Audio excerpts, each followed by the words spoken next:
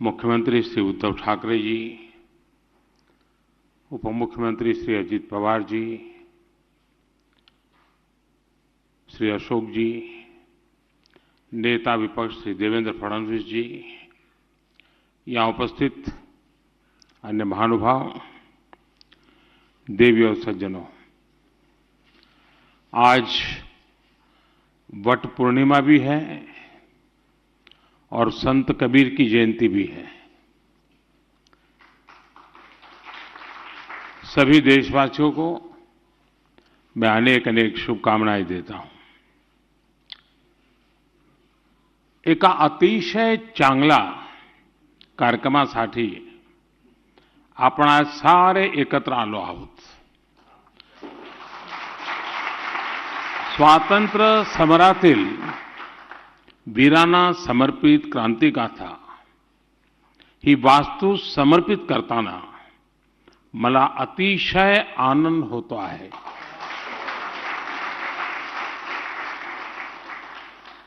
साथियों, महाराष्ट्र के राजभवन बीते दशकों में अनेक लोकतांत्रिक घटनाओं का साक्षी रहा है।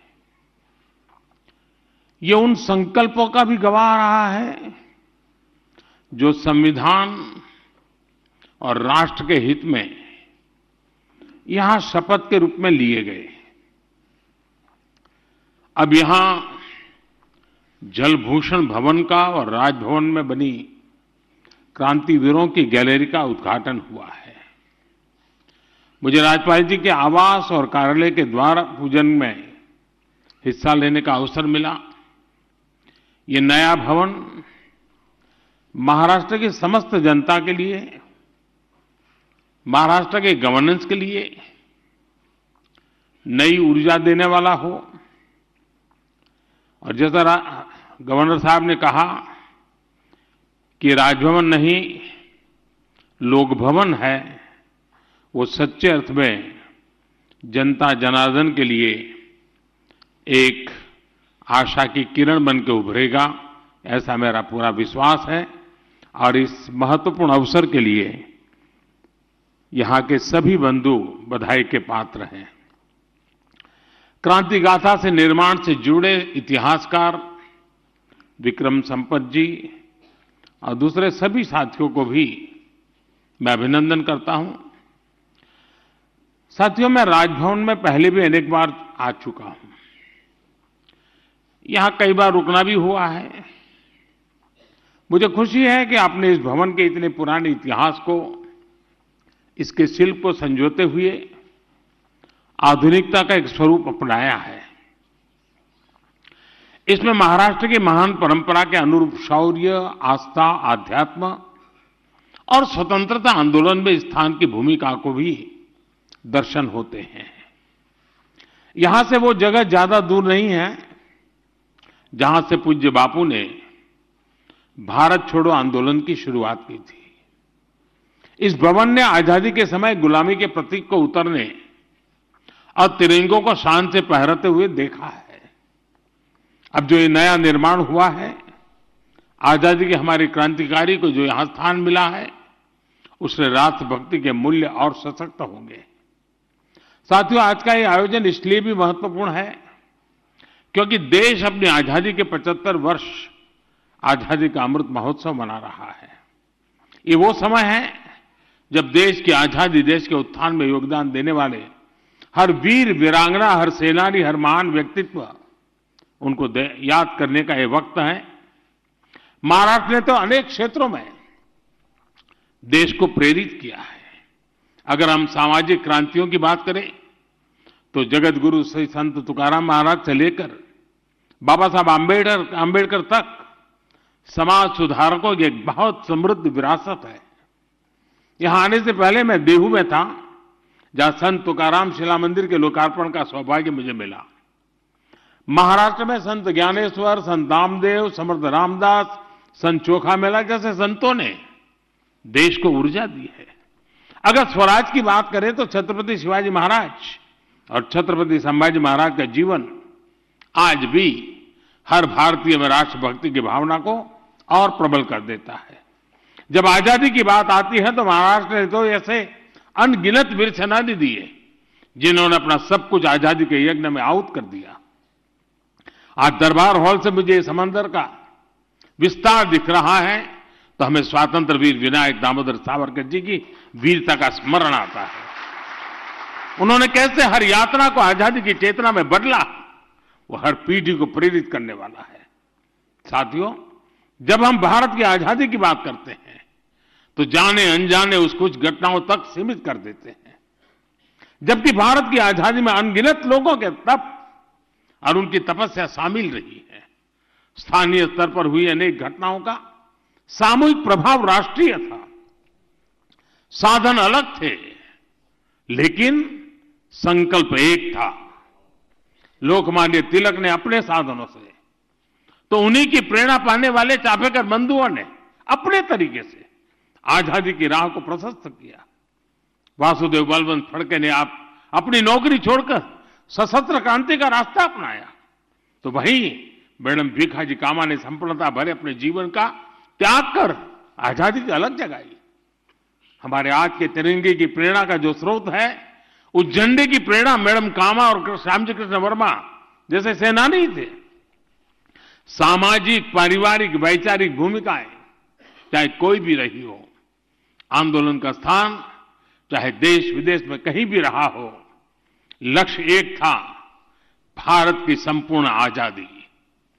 साथियों, आजादी का जो हमारा आंदोलन था उसका स्वरूप लोकल भी था और ग्लोबल भी था। जैसे गदर पार्टी दिल से राष्ट्रीय भी थी लेकिन स्केल में ग्लोबल थी। श्यामजी कृष्ण वर्मा का इंडिया हाउस लंदन में भारतीयों का जमावड़ा का, लेकिन मिशन भारत की आजादी का था। नेताजी के नेतृत्व में आजाद हिंद सरकार भारतीय हितों के लिए समर्पित थी लेकिन उसका दायरा ग्लोबल था।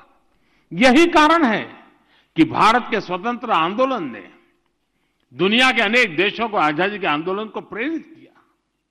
लोकल से ग्लोबल की यही भावना हमारे आत्मनिर्भर भारत अभियान की भी ताकत है। भारत के लोकल को आत्मनिर्भर अभियान से राष्ट्रीय और अंतर्राष्ट्रीय स्तर की पहचान दी जा रही है। मुझे विश्वास है क्रांतिवीरों की गैलरी से यहां आने वालों को राष्ट्रीय संकल्पों को सिद्ध करने की नई प्रेरणा मिलेगी। देश के लिए कुछ कर गुजरने की भावना बढ़ेगी। साथियों, बीते 7 दशकों में महाराष्ट्र ने राष्ट्र के विकास में हमेशा से महत्वपूर्ण भूमिका निभाई है। मुंबई तो सपनों का शहर है ही है। महाराष्ट्र ऐसे अनेक शहर हैं जो 21वीं सदी में देश के ग्रोथ सेंटर होने वाले हैं। इसी सोच के साथ एक तरफ मुंबई के इंफ्रास्ट्रक्चर को आधुनिक बनाया जा रहा है तो साथ ही बाकी शहरों में भी आधुनिक सुविधाएं बढ़ाई जा रही हैं। आज जब हम मुंबई लोकल में होते हैं, अभूतपूर्व सुधार को देखते हैं, जब अनेक शहरों में मेट्रो नेटवर्क के विस्तार को देखते हैं, जब महाराष्ट्र के कोने कोने को आधुनिक नेशनल हाईवे से जुड़ते हुए देखते हैं तो विकास के सकारात्मकता का एहसास होता है। हम सभी ये भी देख रहे हैं कि विकास की यात्रा में पीछे रह गए आदिवासी जिलों में भी आज विकास की नई आकांक्षा जागृत हुई है। साथियों, आजादी के इस अमृत काल में हम सभी को ये सुनिश्चित करना है कि हम जो भी काम कर रहे हैं, जो भी हमारी भूमिका है, वो हमारे राष्ट्रीय संकल्पों को मजबूत करें। यही भारत के तेज विकास का रास्ता है। इसलिए राष्ट्र के विकास में सबका प्रयास के आह्वान को मैं फिर दोहराना चाहता हूं। हमें एक राष्ट्र के रूप में परस्पर सहयोग और सहकार की भावना के साथ आगे बढ़ना है, एक दूसरे को बल देना है। इसी भावना के साथ एक बार फिर जल भूषण भवन को और क्रांतिवीरों की गैलरी के लिए भी मैं सबको बधाई देता हूं। और अब देखें, शायद दुनिया के लोग हमारी मजाक करेंगे कि राजभवन 75 साल से यहां गतिविधि चल रही है, लेकिन नीचे बंकर है वो 7 दशक तक किसी को पता नहीं चला। यानी हम कितने उदासीन हैं, हमारी अपनी विरासत के लिए कितने उदासीन है। खोज खोज कर हमारे इतिहास के पन्नों को समझना देश को इस दिशा में आजादी का अमृत महोत्सव एक कारण बने। मुझे याद है, अभी हमने भी श्याम जी कृष्ण वर्मा का चित्र में भी देखा। आप हैरान होंगे हमने किस प्रकार से देश में निर्णय किए हैं। श्याम जी कृष्ण वर्मा को लोकमान्य तिलक जी ने चिट्ठी लिखी थी और उनको कहा था कि मैं स्वातंत्र वीर सावरकर जैसे एक होनहार नौजवान को भेज रहा हूं, उसके रहने पढ़ने के प्रबंध में जरा आप मदद कीजिए। श्याम जी कृष्ण वर्मा वो व्यक्तित्व थे। स्वामी विवेकानंद जी उनसे साथ सत्संग किया करते थे और उन्होंने लंदन में इंडिया हाउस, जो क्रांतिकारियों की एक प्रकार से तीर्थ भूमि बन गया था, और अंग्रेजों के नाक के नीचे इंडिया हाउस में क्रांतिकारियों की गतिविधि होती थी। श्याम जी कृष्ण वर्मा जी का देहावसान 1930 में हुआ। 1930 में उनका स्वर्गवास हुआ और उन्होंने इच्छा व्यक्त की थी कि मेरे अस्थि संभाल के रखे जाए और जब हिंदुस्तान आजाद हो तो आजाद हिंदुस्तान की उस धरती पर मेरे अस्थि ले जाए जाएं।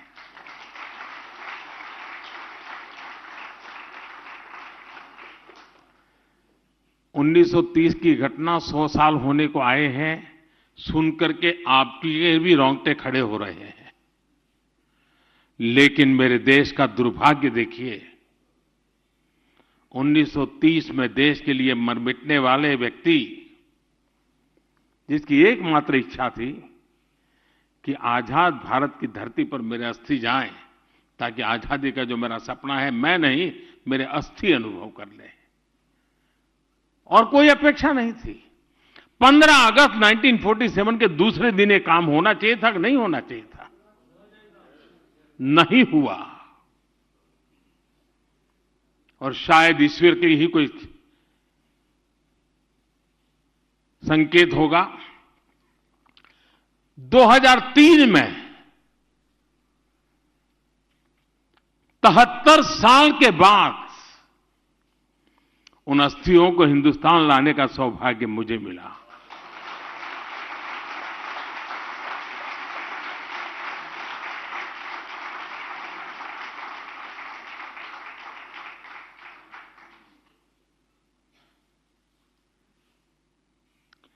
भारत मां के एक लाल के अस्थि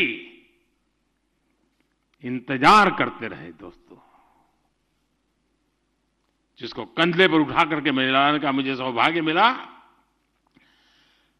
और यही मुंबई के एयरपोर्ट पर मैं लाकर के उतरा था यहां, और यहां से वीरांजलि यात्रा लेकर के मैं गुजरात गया था। और कच्छ मांडवी उनका जन्म स्थान, वहां आज वैसा ही इंडिया हाउस बनाया है जैसा लंदन में था।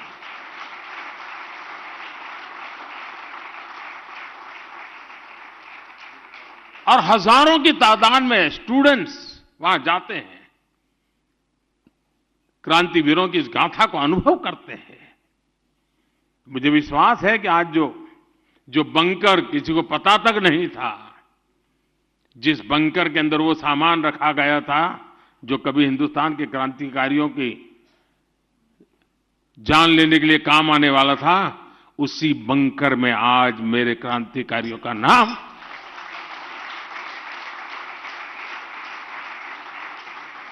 ये जज्बा होना चाहिए देशवासियों में जी, और तभी जाकर के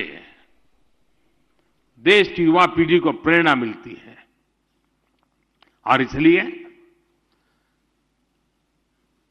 राजभवन का ये प्रयास बहुत ही अभिनंदनीय है। मैं खास करके शिक्षा विभाग के लोगों से आग्रह करूंगा कि हमारे स्टूडेंट्स को हम वहां तो ले जाते हैं, साल में एक बार टूर, 2 बार टूर करेंगे तो कोई बड़े बड़े पिकनिक प्लेस पर ले जाएंगे। थोड़ी आदत बना दें, कभी अंडमान निकोबार जाकर के उस जेल को देखें जहां वीर सावरकर ने अपनी जवानी खपाई थी। कभी इस बंकर में आकर के देखें कि कैसे कैसे वीर पुरुषों ने देश के लिए अपना जीवन खपा दिया था। अनगिनत लोगों ने इस आजादी के लिए जंग किया है। और ये देश ऐसा है, 1200 साल की गुलामी काल में कोई ऐसा दिन नहीं होगा जब हिंदुस्तान के किसी न किसी कोने में आजादी की अलग न जगी हो जी। 1200 साल तक ये दिमाग, ये मिजाज इस देशवासियों का है। हमें उसे जानना है, पहचानना है और उसको जीने का फिर से एक बार प्रयास करना है, और हम कर सकते हैं साथियों। इसलिए आज का ये अवसर मैं अनेक रूप से महत्वपूर्ण मानता हूं। मैं चाहता हूं कि ये क्षेत्र सच अर्थ में देश की युवा पीढ़ी के प्रेरणा का केंद्र बने। मैं इस प्रयास के लिए सबको बधाई देते हुए, आप सबका धन्यवाद करते हुए मेरी वाणी को विराम देता हूं।